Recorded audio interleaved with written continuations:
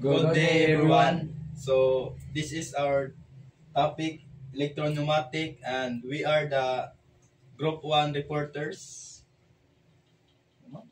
So my name is Jason Pilangaman. And I'm Jordan T. Timpo. My name is Jisilit Sisignar. Good day, everyone. My name is Jordan T. Timpo. So, I discussed the introduction of electro-pneumatic. Electro-pneumatic is widely used in many areas of industrial automation, production, assembly, and packaging system worldwide. These systems are driven by electro-pneumatic control system PIG 1.1 and PIG 1.1b. Show different application of electro-pneumatic machines. In electro-pneumatics, the pneumatic components are controlled by using electrical and electronic circuits, electronic and electromagnetic sensors, electrical switches, and industrial computers are used to replace the manual control of pneumatic system. So ang electro-pneumatic maong paggamit sa kuryente aron makontrol ang mga makina nga gipadagan sa compressed air. Kasagaran kini gamiton sa automation sama sa mga pabrika, assembly line, packaging or robotics. Tungod kay kini nagpasayon sa trabaho sa mga tao og gusto ang resulta og mas epektibo. Next is signal flow in electro-pneumatic control system. The signal flow diagram of Fig 1.2 illustrates the signal flow within an electro-pneumatic system. Signal input. This signal is usually generated from sensor or switch. So mao niyang signal input. Nadri ang push button, switches, limit switch, ug sensors. Number 2, signal processing. The signal is processed in the processing station such as OR gate and gate or time delay valve. So nadri ang signal processing. Napod ang relays, contactors o PLCs. Number 3, signal output. The signal forms as a link between the signal control section and the power section. Signal output mo ni final control element, electromagnetical operated directional control valves, solenoids muna. So number 4, command execution. It takes place at high power level either for high speed pulse injections of product. Apply high force as in power presses. Command execution mo ni isa.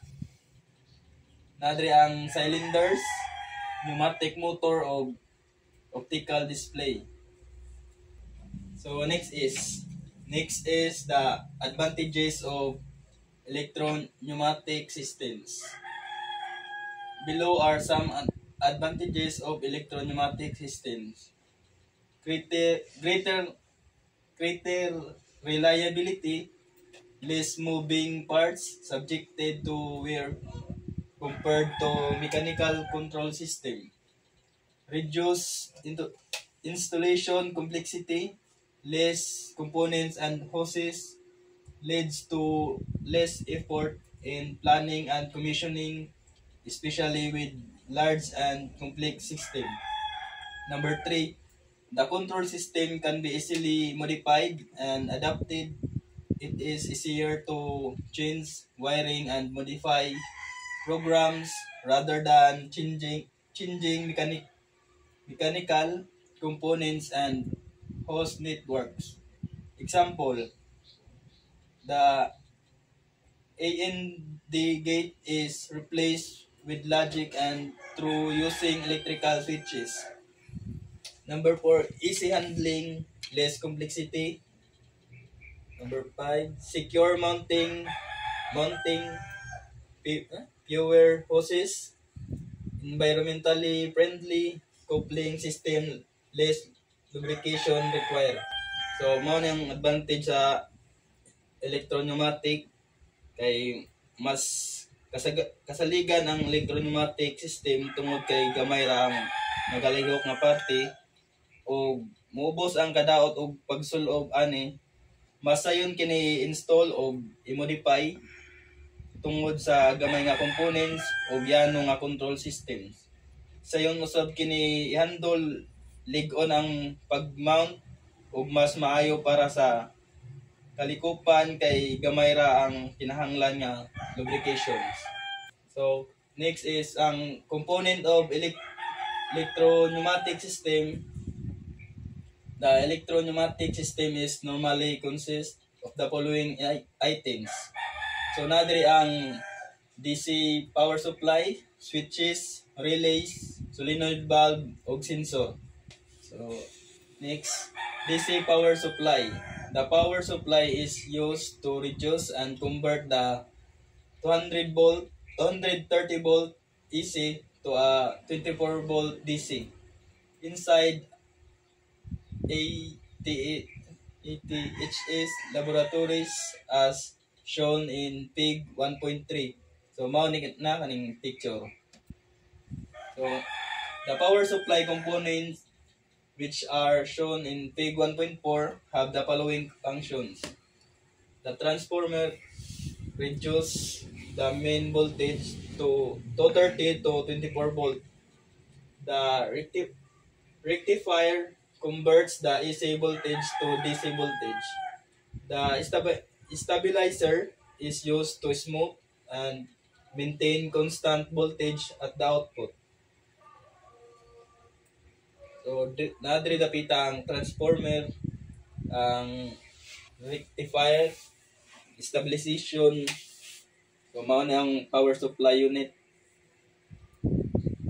So, the following criteria play commonly an important role is selecting the power supply. The magnitude of voltage and current it can supply.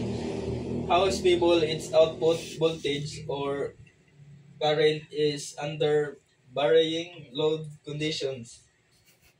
Whether it provides continuous or pulse energy. Good day everyone. My name is Jason Pilangaman and my topic is switches. So switches are installed in electric circuit to connect or interrupt the electric current. In other words, a switch is an electrical or electronic device used to control the flow of the current in our circuit. So switches are divided into one control switches keep selected positions such as dated switches, push button switch maintain the selected position as long as the switch is activated. So ang switches nasday tulo ka types. We have push button switches, dated switches, and limit switches. So next is push button switches. These switches are activated manually and used to connect or disconnect the electric current in control circuit. There are types of push button switches. So ang example ng push button is kaning modem. Makita niyo dira ag on or off. So ang push button switches nasa dai tulo ka types. Mo ni ang kuan normally open, contact make, normally close, contact make, o kaning change contact two-way. Ang kaning normally open contact make, in this case of normal open switch, figure 1.5, the circuit is open if the switches is initial position pressing the bottoms result in closing the circuit, and then the current will flow to load. When the plunger is released, the spring will return the switch to initial position. So ang example ani ni is kanang doorbell sa atong bahay. Then ang kaning normally closed contact break. In this case, the normally closed contact switch, the circuit is closed when the switch is in initial position. The circuit is interrupted by pressing the push button. Figure 1D shows the ISO symbol of the push button in C. So, our example na ninyo is kaning sa atong refrigerator light switch. So, next is change over contact two-way. The change over contact in figure 1.9C combines the function of the normally open and normally closed. Changeover contact are used to close one circuit and open another circuit in one switching operation. For example, it's like a train track with a junction. The train electricity comes from one direction and the track can be switches. So the train goes either left or right, but it can go both ways at the same time. So next is detailed switches. These switches keep the selected position. The switch position remains unchanged until a new switch position is selected. It is called detent switch or latching switch. In figure 1.6a, so this and 1.6b shows the ISO symbol of the normally open detent switch and normally closed detent switch respectively. Detent switch is also designed to be as normally open and normally closed or changeover switches. In the lab of ATH labs, the detent switch are included in the same switch block push button switch as shown in figure 1.6. Switch is a type of switch that stays in the position you set it until you move it again. It has a small mechanical click or lock the details so you can feel when it's placed. So example na ninja is the headlights switch in our car or fan speed selector in electric fan. So kana na example ito. So next. Good day everyone. My name is Jisilit Signar. My topic is all about limit switch. The limit switch Fig 1.1a is actuated when a machine part or a workpiece is in a certain position. Normally, actuation is effected by a cam or cylinder piston. Limit switches are normally charged over contact and can be connected according to the required control circuit.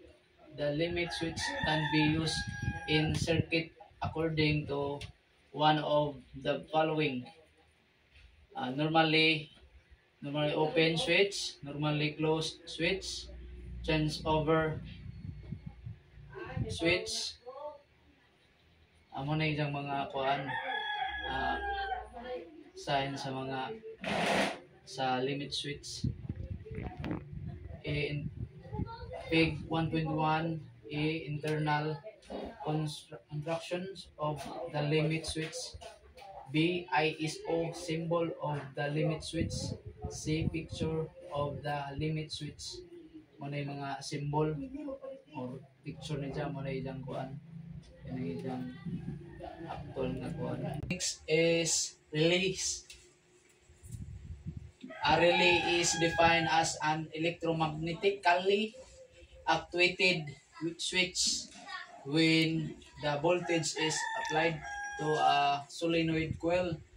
Terminals A1 and A2 in Fig 1.14. It will become an electromagnetic switch which in turn attracts the contact of the relay, either closing or opening them. Muna isang kuan, isang diagram sa relay. The spring returns the contact to the initial position immediately after disconnecting the voltage at the coil terminals.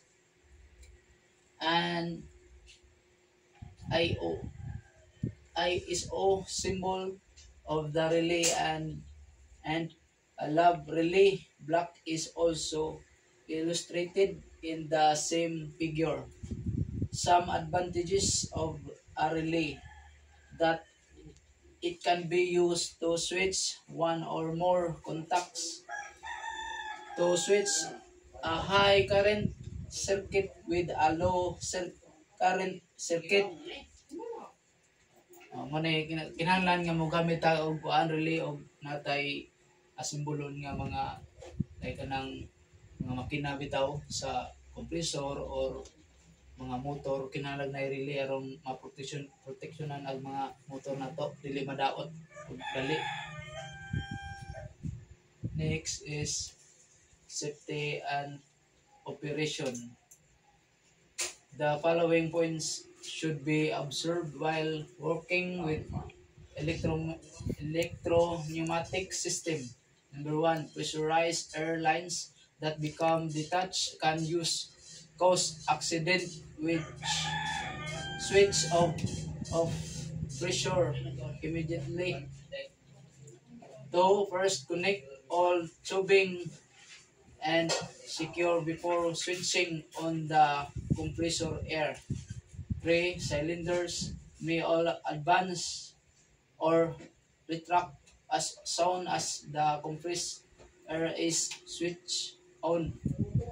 4, do not operate the electrical limit switch manually during fault finding. Use a tools only. 5, limit switches should be fixed in such a way that they contact the trip cam of the cylinder only in the determined direction. 6, do not exceed the permissible working pressure. 7, use only a low voltage of